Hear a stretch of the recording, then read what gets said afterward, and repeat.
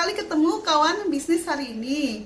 Hari ini saya Felicia Wihkastari akan ngobrol-ngobrol gimana sih supaya punya usaha itu bisa bertahan jangka panjang dari generasi ke generasi.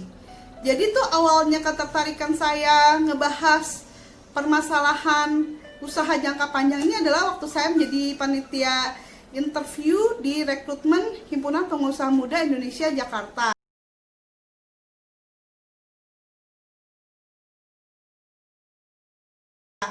Saya bertemu dengan berbagai pengusaha yang ingin masuk menjadi anggota HIPMI Jaya. Dan banyak juga ya di antara mereka yang usahanya itu sudah dari generasi ke generasi, ada yang generasi kedua, ketiga, dan seterusnya.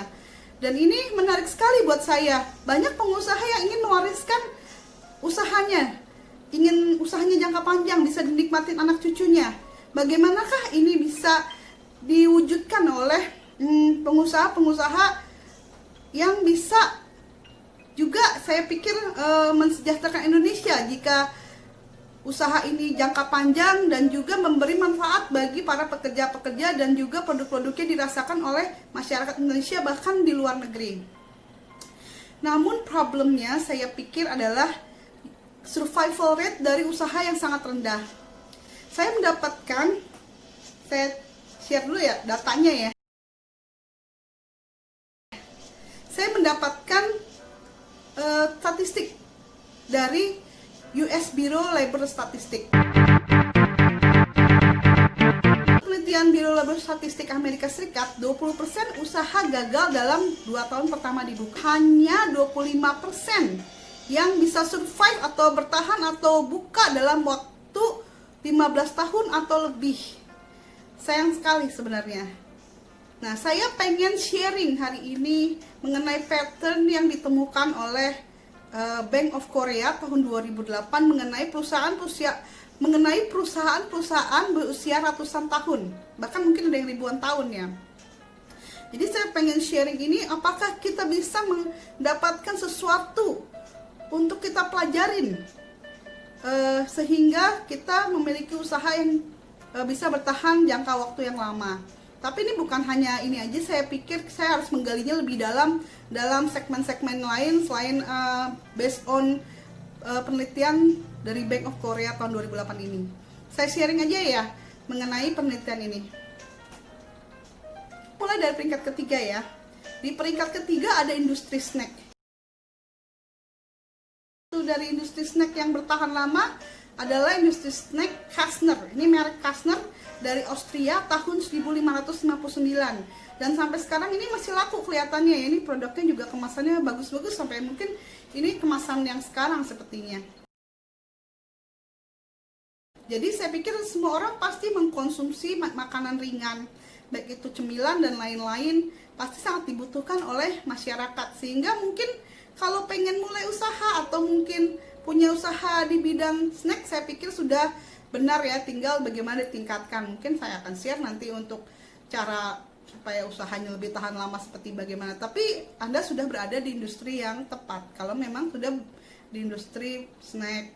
Atau mungkin kalau orang yang baru mau mulai usaha, saya pikir bagus ya industri snack ini. Peringkat kedua ada industri restoran. Restoran ini sudah ada dari ratusan tahun yang lalu sampai sekarang banyak restoran yang masih buka. Ini berkaitan juga dengan lidah ya. Orang kadang kalau suka sama restoran, senang makannya juga mungkin berkaitan dengan selama ini dia makan di situ dari dia kecil, dia punya memori-memori tertentu di restoran tersebut. Ya sayang sekali saat ini restoran sedang agak redup karena pandemi. Saya pikir restoran ini bisa tetap akan survive jika sudah memenuhi protokol kesehatan dan juga inovasi-inovasi. Mungkin restoran ini makanannya selama pandemi bisa diantar delivery misalnya. Ini contoh dari restoran yang sudah bertahan dari tahun 1273. Aku nggak bisa ngomongnya kayaknya ya. Piwnica Świdnica dari Polandia. Ini kayaknya bernuansa tahun 1200 juga kelihatannya. Saya senang sekali sih datang ke restoran atau hotel atau museum yang memang cerita kita datang ke sana tuh kita merasakan kita berada di abad tersebut dan kita merasakan bagaimana masyarakat di situ berinteraksi. Ini contohnya di restoran ini kita bisa merasakan sensasi kita di abad Satria kayaknya nih ya, Satria Eropa waktu itu ya kelihatannya. Di peringkat pertama industri hotel. Hotel ini juga sama, saya pikir sedang mengalami masalah yang berat saat ini karena adanya pandemi COVID. Namun hotel ini tidak bisa kita sangkal adalah sesuatu yang sudah bertahan ratusan tahun. Saya pikir industri hotel juga tetap akan kedepannya akan membaik dan juga mungkin juga akan survive dalam jangka waktu lama karena semua orang pada dasarnya butuh travel dan juga mereka butuh pada saat travel butuh menginap di tempat lain. Dan juga hotel ini saya pikir juga berkaitan yang sudah dari tahun 705 nih saya lihat nih ada hotel, saya juga nggak bisa ngomongnya ya, hotel di Jepang Nishiyama Onsen Kyunekan di tahun 705 Masehi dibukanya. Nah ini adalah kalau nggak salah nih ada di perusahaan kedua tertua di dunia selain Kogumi ya kalau nggak salah ya, Kogogumi itu dari Jepang konstruksi, dan ini yang kedua tertua di dunia dan yang pertama tertua di dunia dalam industri hotel.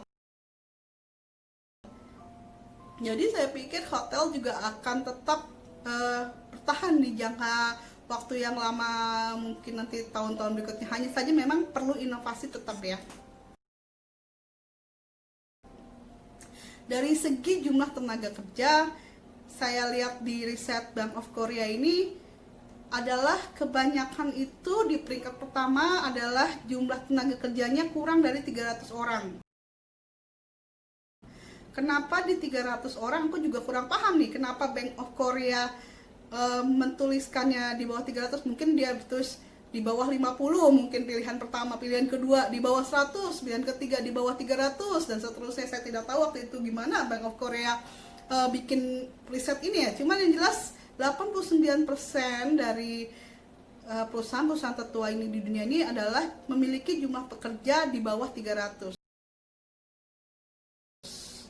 Mungkin jumlah yang ideal, mungkin bisa jadi kita bisa memikirkan ini kita kalau terlalu banyak mungkin kita jadinya membiayai terlalu besar, operasionalnya mahal. Mungkin kalau di bawah 300 berarti itu sangat kecil skalanya atau bagaimana. Mungkin ini sesuatu yang bisa kita pikirkan juga ya untuk memiliki usaha dalam jangka panjang.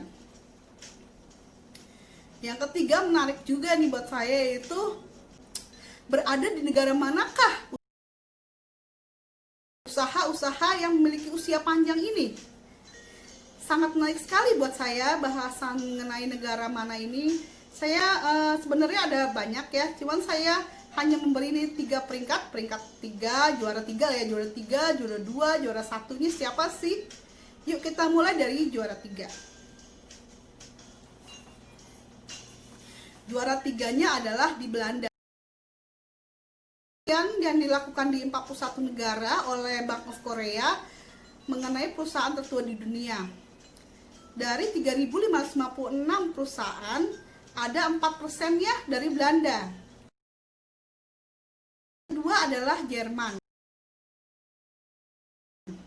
Di Jerman ini ada 837 perusahaan tertua di dunia.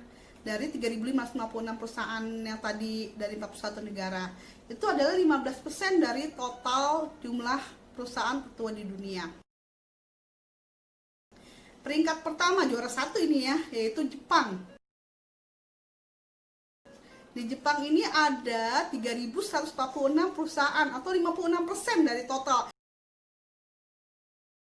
Ini sangat menarik sekali karena kalau kita lari itu jaraknya jauh sekali antara Jerman tadi peringkat kedua dengan peringkat pertama nih, udah 3.056% menangnya dibanding yang perusahaan Jerman tadi ya.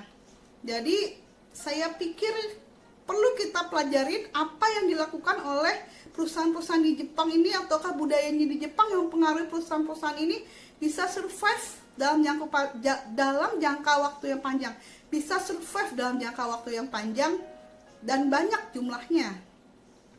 Nanti saya akan sharing lagi sih sebenarnya penelitian-penelitian saya mengenai perusahaan-perusahaan di Jepang ini kenapa bisa bertahan dalam jangka waktu yang panjang dengan jumlah yang banyak.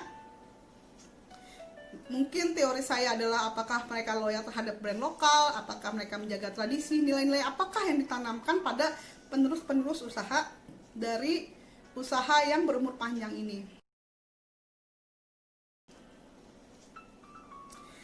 Nah, begitulah sharing saya mengenai riset Bank of Korea tahun 2008, apa yang bisa kita pelajarin supaya kita bisa mengikuti pattern yang ditunjukkan oleh Bank of Korea ini terhadap perusahaan kita dari segi industri, jumlah tenaga kerja maupun budaya apakah yang nanti saya akan sharing ya. Mungkin yang saya akan sharing tentang budaya perusahaan di Jepang saja karena sangat jauh meninggalkan dari kompetitornya yaitu di Jerman maupun Belanda yang peringkat kedua dan ketiganya.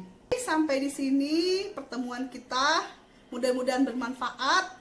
Siapa tahu kawan bisnis memiliki pikiran sendiri mengenai gimana supaya usahanya bisa bertahan dalam jangka waktu yang panjang. Bisa sharing-sharing di kolom komentar di bawah ini.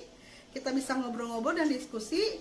Sampai ketemu di kawan bisnis berikutnya. Bye!